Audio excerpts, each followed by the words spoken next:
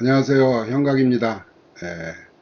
오늘은 정석사주팔자 사계간지 물상론의 간목이 병화를 만나면 간목이 병화를 만나면 어떻게 될까를 보겠습니다. 우리가 지난 시간까지 간목이 간목을 보면 간목이 을목을 보면 오늘은 간목이 병화를 만나면 어떻게 되는지 살펴보도록 하겠습니다. 일단 자연생태학적 그 관점에서 보면 간목이 병화를 보면 즉 태양을 보면 크게 성장할 수 있다. 그래서 나무가 태양을 보게 되면은 탄소 동화 작용이라는 걸 하죠. 이거를 이제 광합성 작용이다라고도 하죠. 광합성 작용. 그래서 나무가 태양을 보면은 폭발적인 이제 성장을 하기 위한 노력을 하게 되죠.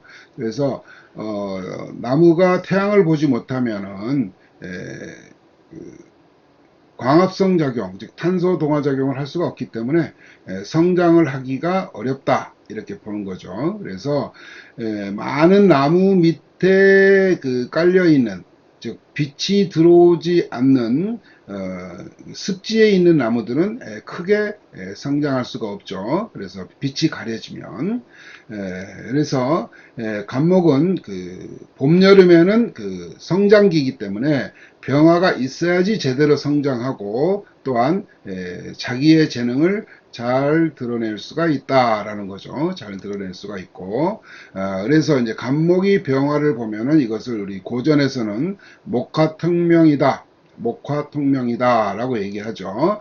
그래서 그리고 이제 가을에는 이제 태양이 있어야지 열매가 잘 익을 수가 있죠. 그래서 제대로 결실을 맺을 수가 있다. 그래서 봄, 여름, 가을에는 간목은 태양을 병화를 보면 좋다라고 합니다. 그러면은 앞에서 얘기했던 그 목화통명이라는 것이 뭐냐면 그 간목과 병화가 만나는 것을 이제 목화통명이라고 얘기를 하는데 목화통명이 되면 일단 사람이 그 문장력이 있고 예의와 인정이 많고 또 눈치가 빠르고 표현력도 좋다 뭐 이렇게 얘기를 할 수가 있죠. 또한 그 배짱도 있고 씩씩하다.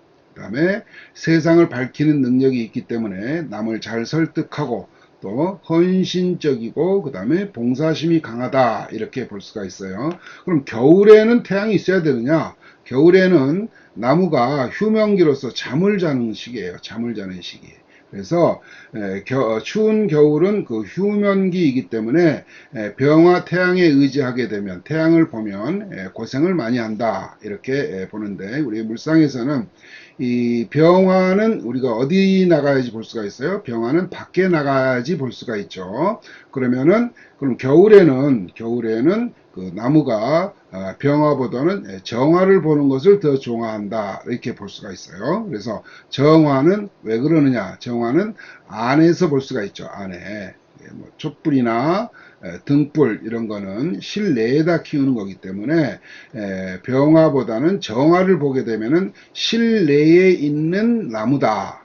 실내에 있는 나무는 편안한 삶을 살 수가 있다. 언제? 겨울에 그렇다는 거죠. 그래서 이제 고전에 보면 갑을 나무는 병화를 보면은 좋다라고 했는데 사계절 다 좋은 게 아니라는 거죠. 그래서 성장기와 그 다음에 열매를 맺는 봄, 여름, 가을에는 병화를 보는 게 좋고 겨울, 휴면기에는 동면기 잠을 잘 자야지 또 내년에 나무가 잘 성장할 수가 있죠.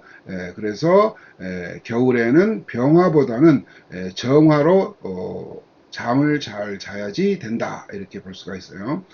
제가 옛날에 그 예전에 그 학교에 근무할 때 제가 그 강북에 있는 학교에 근무를 했는데 이제 집은 저쪽에 그 김포공항 쪽이었어요. 그래서 차를 타고 이렇게 성산대교를 넘어가면 이제 김포가도라는 데가 있죠. 김포가도를 쭉 가면 요즘은 거기가 그 가양동 그쪽이 이제 아파트가 많이 들어섰는데 옛날에 3, 40년 전에는 그쪽이 좌우가 전부 논이었어요. 논.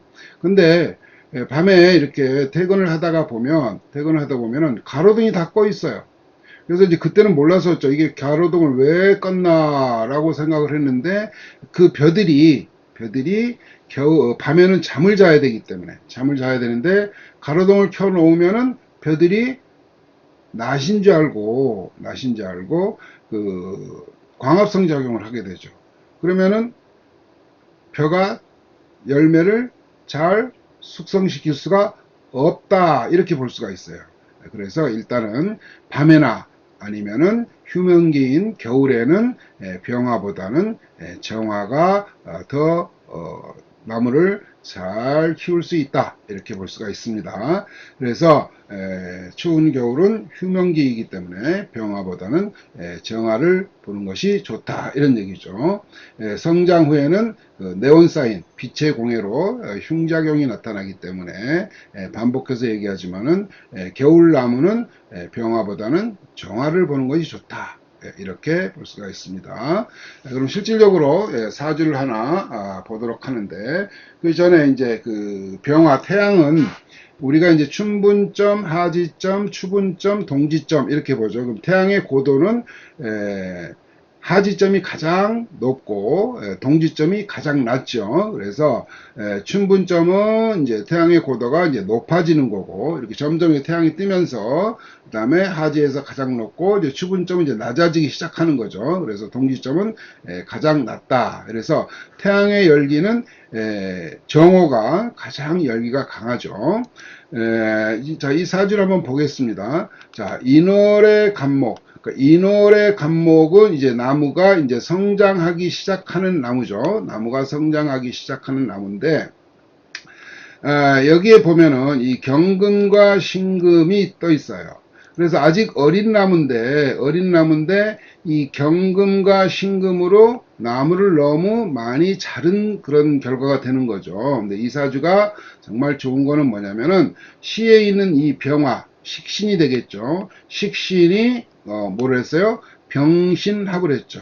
병신합을 했어요. 그래서 이걸 식신제살 하는 사주죠. 그래서 천간에 이 경금이 하나만 투출해서 관살 혼잡이 되지 않고 이 간목이 큰 경금, 큰 칼을 휘두를 수 있는 사주다 이렇게 볼 수가 있어요. 또한 이 사주는 여기 자와 인 사이에 여기에 축을 공엽을 하죠. 축은 간목에서 볼 때는 뭐가 되는 거예요? 재가 되죠.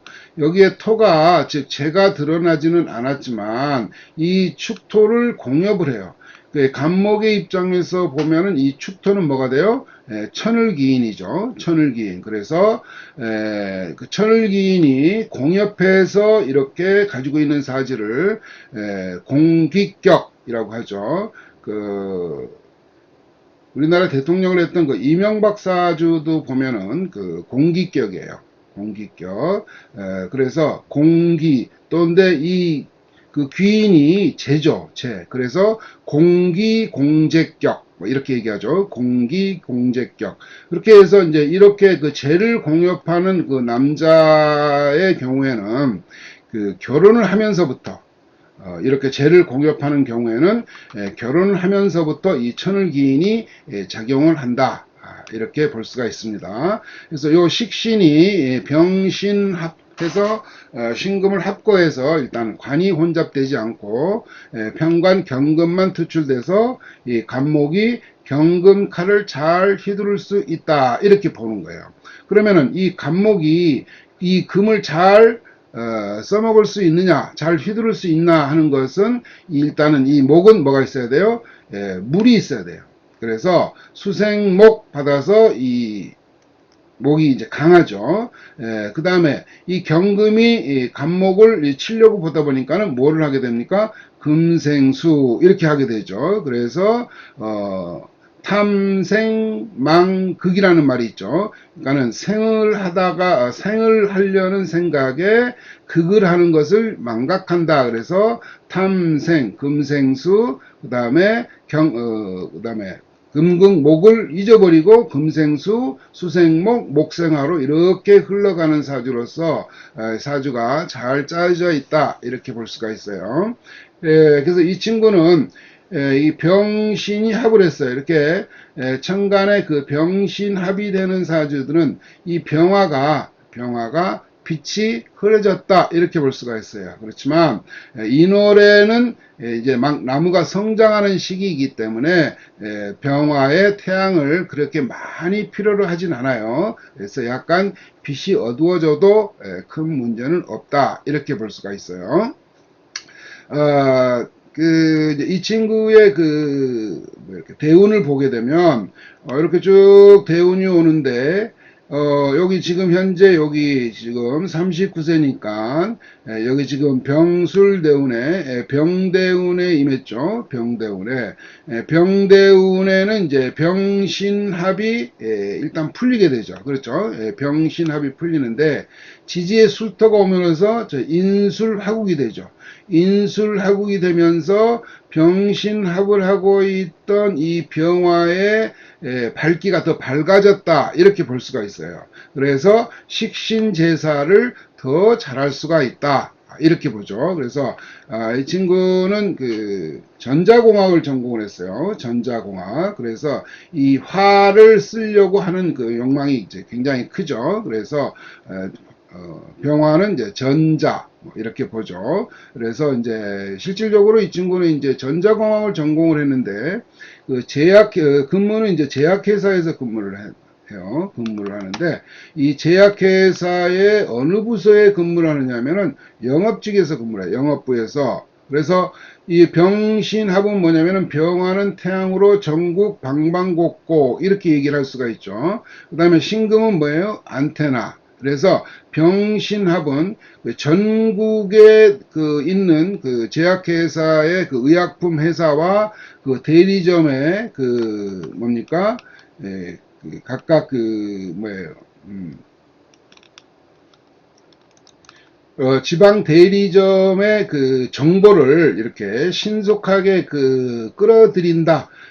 신속하게 파악한다. 그런 의미도 가지고 있을 수가 있어요. 그래서 지금 현재 그 제약회사의 영업부에 근무를 하면서 전국의 그 의약품 회사와 그 다음에 그 대리점 관리를 잘하고 있는 사주다. 이렇게 볼 수가 있어요. 그래서 대리점들의 그 동태와 상황을 잘 파악하는 능력이 있는 사주다. 이렇게 보죠.